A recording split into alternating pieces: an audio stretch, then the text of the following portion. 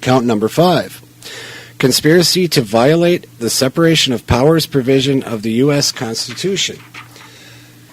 Title 1, Section 7 of the U.S. Constitution mandates that all bills for raising revenue shall originate in the House of Representatives. Now, that is exactly what was just referred to with the Super Congress. Count number 6. Conspiracy to commit the United States to an international genocide policy. Under the principles developed by the U.S., initiated and supported Nuremberg Military Tribunal after World War II, genocide was determined to be a crime against humanity. Count number 7. Conspiracy to destroy the sovereignty of the United States. Article 3, Section 3 of the Constitution defines treason against the United States as only in levying war against them or in adhering to their enemies, giving them aid and comfort. You know, I ran through those really fast, Mike. Is this available on LaRouchePAC.com? I'm sure it should be posted by now. And again, if you give us a call, we'll send you a copy of this and other things. So yeah, go to LaRouchePAC.com or give us a call at 800-929-7566.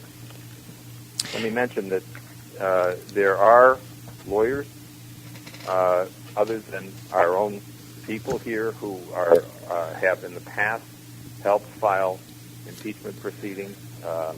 Professor Francis Boyle, who's a law professor in the Midwest, who helped write up the impeachment proceedings against George Bush, is more than willing to work with congressmen to put together the necessary legal framework for an impeachment bill.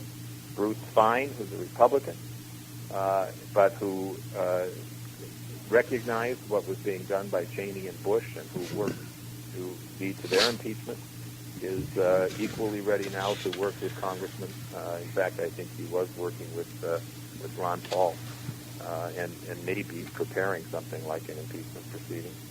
So this we're ready to provide the political framework in which we can make this happen. So the LaRouche movement is fully committed to not only mobilizing the United States, but the rest of the world around what's required for what we call the new Pacific Alliance between Russia, China, and a new United States under new leadership, to restore the Roosevelt approach to great development projects on a global scale, to end the tyranny of the British Empire once and for all in the form of the City of London and Wall Street, and to return to the creditary system that our founding fathers were committed to replace this imperial monetary system that we're being ruled by today.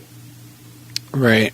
Now, Ed, do you want to discuss any of these 7? Maybe give a little bit more. We have probably about 6 minutes left. That if you want to go into any of these in a little more detail, because I know I flew through them so fast, just to at least cover what they were.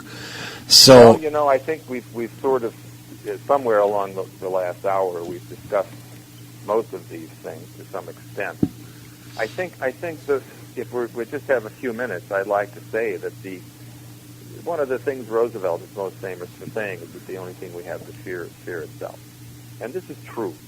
We're in a situation now where, like I said, most people who are not completely oblivious or drugged up or something know that we're facing a horrible reality in the world today, that civilization itself is endangered, that we may not survive as a human race the way we know it today if the current process continues. And it's at a time like this when you have to think about great culture, great art, great science. The German poet Friedrich Schiller, we actually call our international organization the Schiller Institute. Schiller was known as the poet of freedom. He was much loved in the United States during especially the first 100 years of our country. He was a contemporary of Beethoven, and his Ode to Joy is what we all know as the final movement of Beethoven's Ninth Symphony. He talked about the sublime, that in moments of great crisis, people have to reach inside themselves and find something inside themselves that's more precious than life itself. And this concept of the sublime, that idea of something that makes human beings distinct from the animals who only care about their sense perception, what makes them feel good and what makes them feel bad, but the creative power of the human mind, which makes it possible for us to appreciate great ideas, to make great discoveries of scientific principles, and to understand the power of great music, great art, to move the soul, to move the mind. That this creative process is what is being threatened by this attack against civilization and what has been done to build civilization over these centuries. And everybody has to face that fear in themselves and overcome that fear by recognizing that that's what makes us human, is that creative power of mind is what makes us human, that this cannot be defeated by tyrants. There is a limit to a tyrant's power, Schiller once said in his great play, William Tell. And that we are at a point where each and every person does have that power within themselves if they choose to avail themselves of it. We need the kind of leadership that LaRouche is putting forward, which says you must master great ideas. History is governed by ideas. And it's mastering those ideas that makes a population powerful. If they're treated like animals and they respond like animals and simply accept sensory perception and feeling good and drugs and food and so forth, well, suddenly that can all be taken away as it is today. And you realize that you have to reach into your heart and your mind and act human at a time where the world needs a Gideon's army. We need maybe not a mass, but enough people who are willing to fight for ideas, even if it means their lives, and to rebuild what America historically was meant to be and was at one point, in order to pull the world out of this descent into hell and to bring about a great renaissance, to bring about a situation where we can think about our children 25 and 50 years from now and make that concept the basis on which we make policy today. Right, absolutely. Do you have any tips out there for the people that are trying really hard to wake up the sheeple in the country? Any thoughts, any suggestions on how we can combat that? Because, I mean, you know as well as I do, there are so many people that are conditioned just to be followers, and that's all they do. They don't really care about anything other than following. Well, yes, of course, you always try.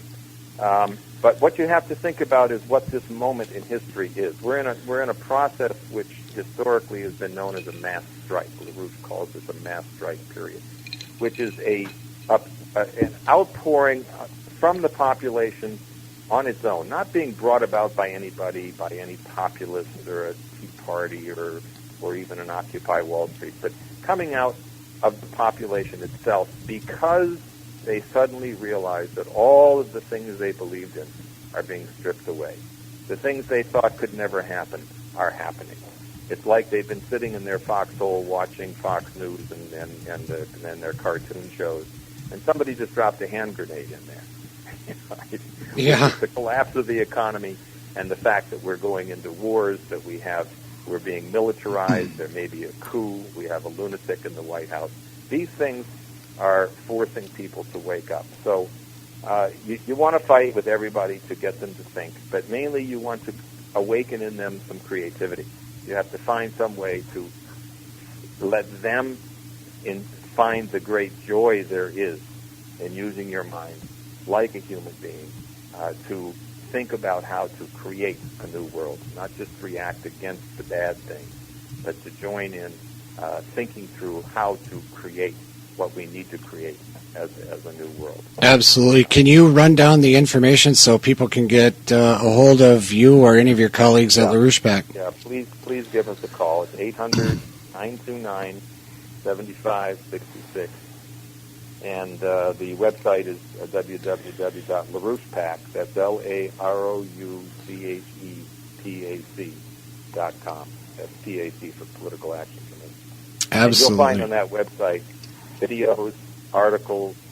We make 2 news videos every day, plus background on history, on music, on culture, on science, and historical videos that are available there for your viewing and your education. Awesome. And I'll tell you, I'm a contributor there, and I go there all the time. I get a lot of news from there, and it is an awesome site. But we have to get running out of here.